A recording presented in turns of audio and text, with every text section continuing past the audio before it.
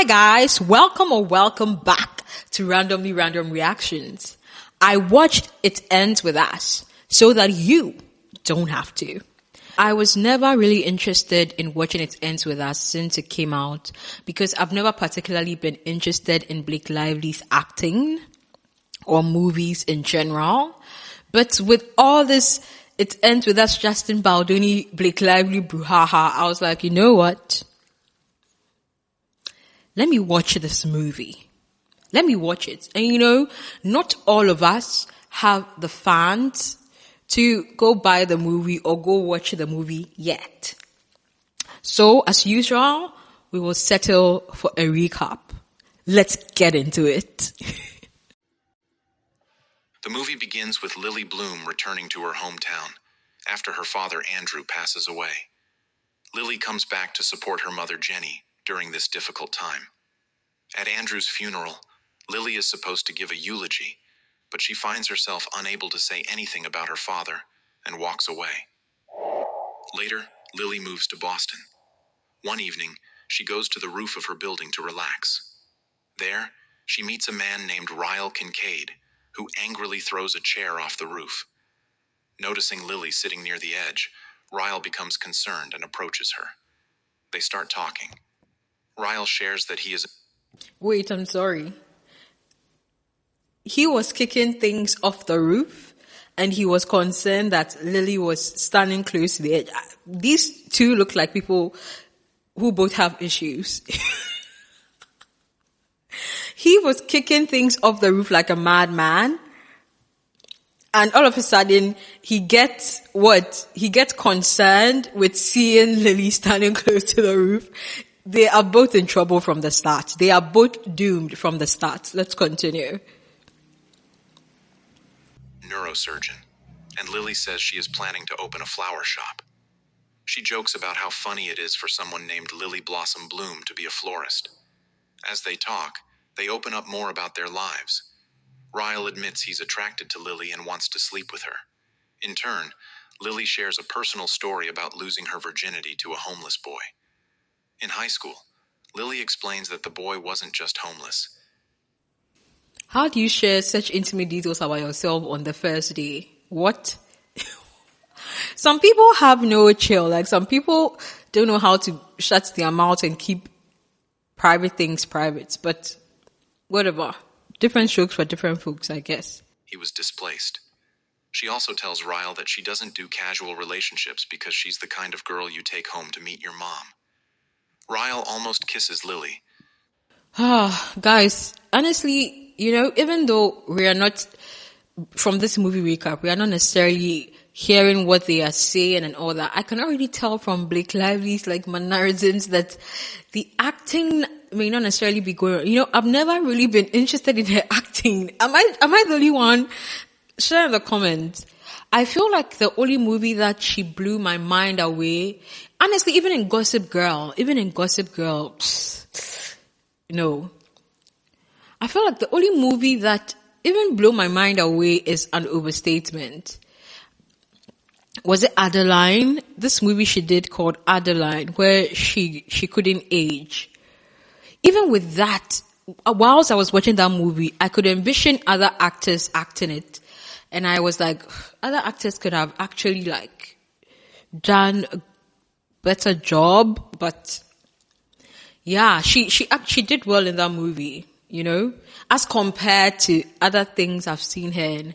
So guys, if you think differently, let me know in the comments if there's a movie of hers that I should go watch. That may probably give me a different perspective of her acting. Let me know in the comments, but yeah, I've never really been haywire about her. Yeah, let's continue. Almost kisses Lily, but he gets a work call and leaves. They part ways, thinking they probably won't see each other again. A flashback to the mid-2000s shows a young Lily getting ready for school. She looks out her window and sees Atlas Corrigan, the homeless boy, digging through the trash for food. Later that day, Lily buys food for Atlas and leaves it outside the building where he's staying. The next day, Atlas thanks her, and Lily invites him to her house while her parents are out. She lets him shower, washes clothes. Wow, the person playing young Lily actually looks like her, but why does the person look like Taylor Swift more to me? Anyway, let's continue. And borrow some of her father's clothes. Lily and Atlas spend time together watching TV and start to grow closer. They develop a bond and a mutual attraction. Back in the present, Lily gets ready to start fixing up her new flower shop after getting the keys. While she's there, a woman named Alyssa walks into the shop. After seeing the wanted help sign, Alyssa walks into the flower shop and quickly becomes friends with Lily. Lily decides to hire Alyssa on the spot. Together, they fix up the shop and finally open for business. When the shop opens, Alyssa invites her husband. If this is, I mean, we are watching a movie recap, but if this is really how the storyline went, I feel like it's predictable, like a Hallmark movie, you know? You just so happen to be passing, you know, she employs you on spot, and then you guys become the closest friends, and why do I feel like this lady knows somebody that she might meet or something? Like, you know those sorts of things. Let's watch and see if I'm right, you know, but yeah. Husband, Marshall, and her brother Ryle to visit. Lily and Ryle have an awkward reunion, but Ryle starts trying to win her over. Guys, and honest, I've not watched this ever. I have not watched this ever. See what I just said? Isn't this so predictable? A lady so happened to just be passing by her shop. She employs her on spot, and that lady just happens to be the sister of the guy she met on the rooftop just like few days later. Is this a Hallmark movie?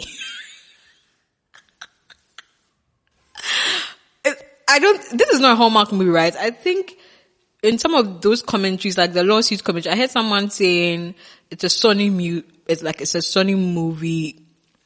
Like Sony actually produced it. And Jesse Banduni was a director. Look. Wow. See guys. Let's continue watching. He sends her flowers and messages. When they hang out with Alyssa and Marshall, Ryle offers to the irony of sending someone who owns a flower shop flowers. walk Lily home. She seems a little annoyed but agrees. Before parting, Ryle asks for just one kiss. They share a long, passionate kiss, but Lily decides to walk the rest of the way home alone. In another flashback, Lily is in her garden with Atlas. He tells her he overheard her father, Andrew, abusing her mother, Jenny, the night before. Lily admits it happens often. Oh, that's why she couldn't say anything at his phone by now. holding her in his arms. Later, Alyssa and Marshall host a party, and both Lily and Ryle attend. After the party, Lily goes back. For someone who owns a flower shop who is struggling in life, she really dresses like upper class, you know? But hey, who knows? Maybe she got it in a thrift shopping. You know, you can get things in a thrift shop and make them look upper class, you know? I guess. To Ryle's apartment.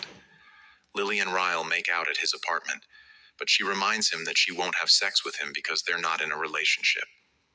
Ryle respects her decision, changes into his sleep clothes, and gives Lily something to wear for the night. The next morning, Alyssa sees them in the apartment and jokes about it. Lily and Ryle explain that nothing happened. Ryle... Look at his sister. Look at how she's like, look at where he lives and all that.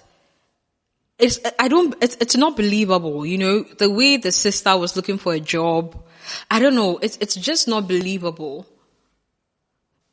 For someone who lives in an apartment like this with her brother, who was like walking in the area and searching for a job. I don't know if you get what I'm saying. It just doesn't make the storyline believable. I don't know. It just doesn't. I don't know. It's weird like living in a luxury apartment like this, but 2 days ago you were searching for a job and you so happened to find a job at a flower shop. I mean, your brother seems rich. You know, don't the rich recommend their family members and friends to like high earning companies? You get what I'm saying? Let me know if this is just a prejudice that maybe I have, but it doesn't seem believable to me. I mean, look at the kind of dress the sister walked in with. Please, don't tell me that she was looking for a job 2 days ago. I don't believe it. Then officially asks Lily to be his girlfriend. She agrees, and after going on a few more dates, Lily starts to truly fall for him. In another flashback, young Lily and Atlas are on the school bus. They overhear some mean girls making fun of Atlas for being homeless and saying Lily will catch a disease from him. To stand up for Atlas, Lily has him stand, and she kisses him in front of everyone. The other Really? kids cheer. That's how and to Lily stand up flips for off the mean someone. girl. Later that afternoon, at Lily's house, Okay. Atlas asks her if she kissed him because she wanted to, or just to prove a point. Lily says she wanted to. They start kissing passionately until Lily hears her father Andrew coming home.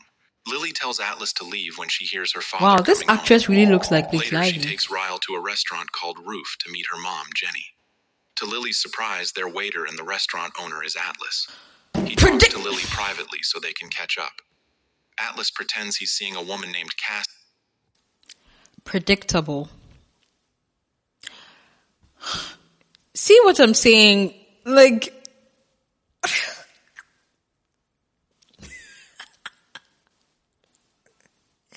so now what? They go to a restaurant and she just so happens to bump into the guy she's having flashbacks to, her first boyfriend or whatever, as the waiter. Don't people have expansive lives? Like, huh? I don't know. This is just weird. I'm sorry, but no. No. See, after hearing that Lily is with Ryle, Lily is just happy to see her old friend again. Later, Lily and Ryle go out with Alyssa and Marshall. During dinner, Alyssa and Marshall announce that they're having a baby. While celebrating, Alyssa brings up how she and Ryle had an older brother named Emerson who died when they were kids. I Back at thank God Ryle's I'm not apartment, watching the full he's movie making a because I would have frittata been for bored Lily. by now. While cooking, he asks about the heart tattoo on her shoulder. Lily says it was just something silly she did in high school. The frittata starts to burn, and Ryle frantically tries to take it out of the oven. As Lily tries to hand him an oven mitt, Ryle accidentally touches the hot pan, reacting in pain and elbowing Lily by mistake. In the chaos, Lily accidentally knocks Ryle into some broken glass, cutting his hand. They both apologize a lot, but Ryle is especially sorry. Later, Lily and Ryle go to meet Alyssa and Marshall at the restaurant Roof. Lily tries to cover up her black eye with makeup, but it's still visible. They manage to pass it off as an accident to Alyssa and Marshall. However, when Atlas sees the black eye... Why are they passing it off as an accident? It was an accident. Or wait, am I confused? Because he was taking something out of the oven and then he ended up hitting her. Or was it intentional? Maybe I don't get that part. Except he beat her intentionally. Okay. Okay. From the commentary and lawsuits I've heard, it's a domestic violence centered movie, right? Okay, so this is where it starts. And look at this ex-boyfriend. This movie is so predictable.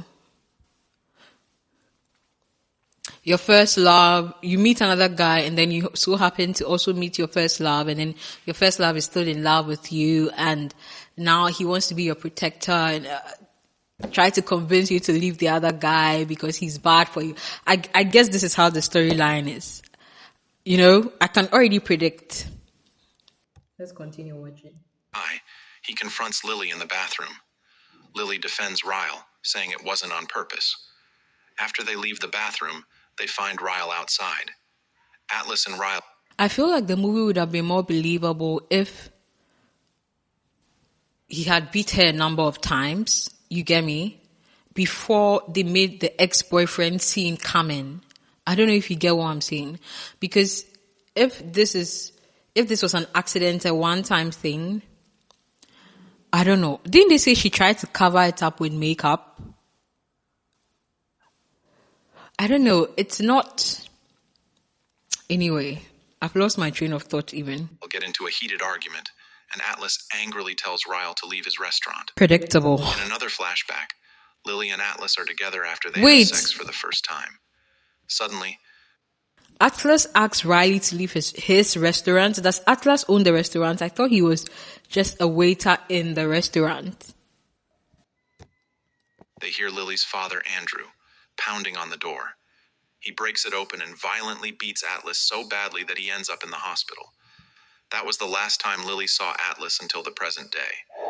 He visits Lily's flower shop to apologize for the fight with Ryle. He says he tried to come by earlier but left when he saw Ryle was already there. He leaves Lily his number on a card in case she ever needs it. Later, Lily talks to Ryle about how her father used to abuse her mother, which makes Ryle feel even worse about the incident in the kitchen.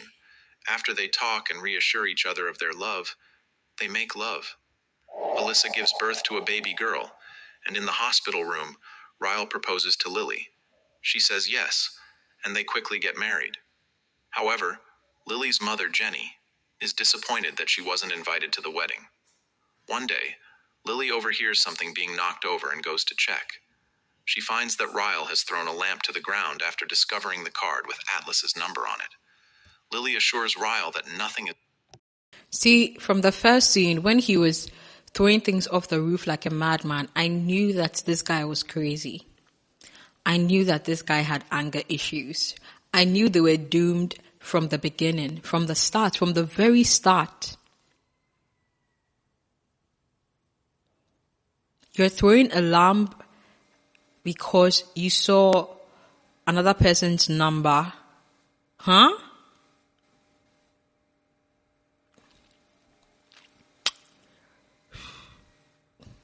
Has Lily told him who Atlas is? Let's see if she does or if she has already done that. going on between her and Atlas, but Ryle starts to storm out, clearly upset. As Ryle storms down the stairs, Lily tries to stop Girl, him, don't follow him. but he He's going grabs to her hurt you. arm and pushes her down the stairs, knocking her unconscious. When Lily wakes up, she has a gash on her head. Ryle tells her she slipped, and since she can't remember what happened, she doesn't argue. Later, Alyssa shows Lily a magazine article listing the top 10 best new businesses in Boston.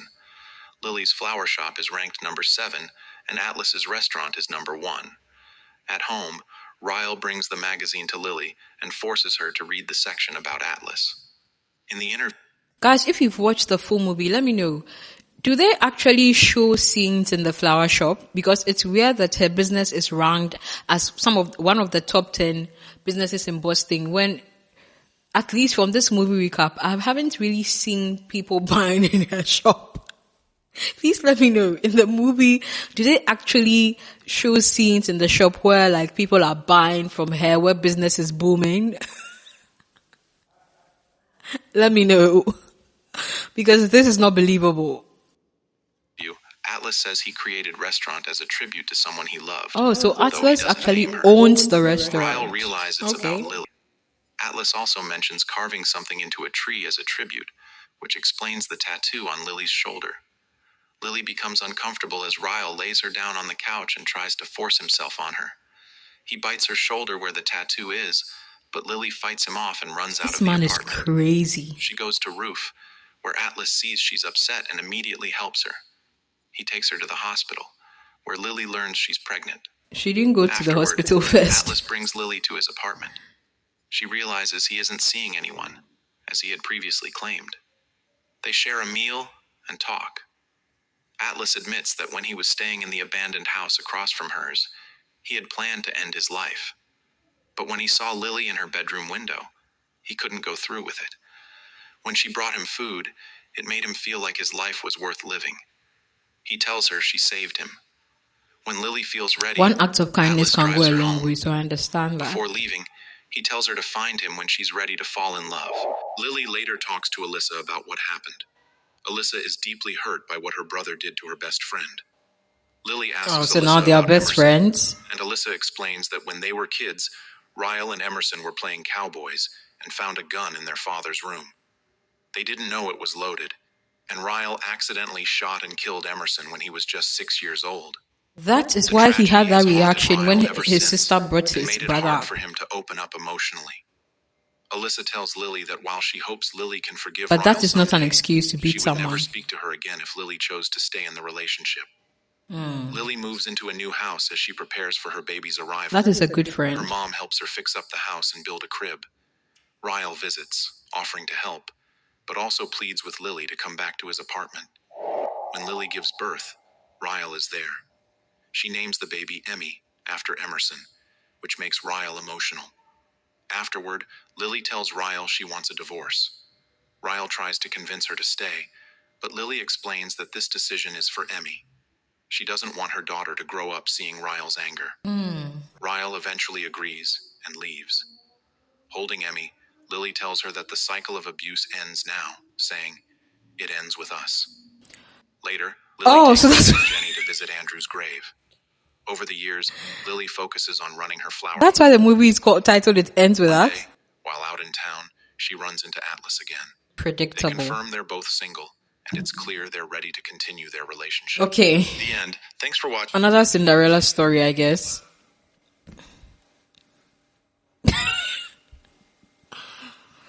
But what happened to never tell your partner you're leaving? Like, just serve him the divorce papers.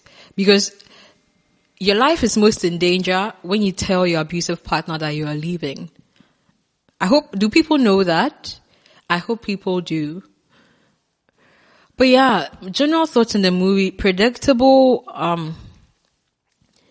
I didn't really sense any chemistry. Maybe it's because my judgment is clouded by all these lawsuits I've been hearing about. I didn't really sense any chemistry between all the actors, honestly. I didn't really sense a general chemistry. I feel like the people that played young Blake Lively and young Atlas literally had more chemistry, like acting chemistry, than, I'm not even talking about sexual chemistry, but they had more chemistry than all the grown actors. Yeah, I mean, I'm satisfied with this recap. This recap is not urging me to go, like, be excited to go watch the full movie or anything, you know? I think the movie is just bleh, meh, you know? It's not that great of a movie. I think that they could have done more things to drive that narrative or aspect of domestic violence, you know, to make it more of an emotional sort of movie. I don't know. I feel like they missed the mark. Who knows? Maybe, I think this is Blake Lively's cut. I heard that was what was released. Maybe Justin Baldoni's cut had more intensity. Who knows? No one, we will never know. We will never know because it never saw the light of day. Yeah, guys, let me know your thoughts in the comments. Give me gist on what is happening with these lawsuits. I've been trying to follow, but it's just too much for me, you know. I don't really follow entertainment news that much. So, yeah, let me know your thoughts in the comments. If you've watched It Ends With Us, did you enjoy the movie? What do you think could have been done differently? Or do you disagree with my take? Let me know in the comment. This is a safe space, but do it respectfully, you know. If you disagree with me, do it respectfully. And until the next video, please do share your thoughts in the comment and subscribe. Bye, guys.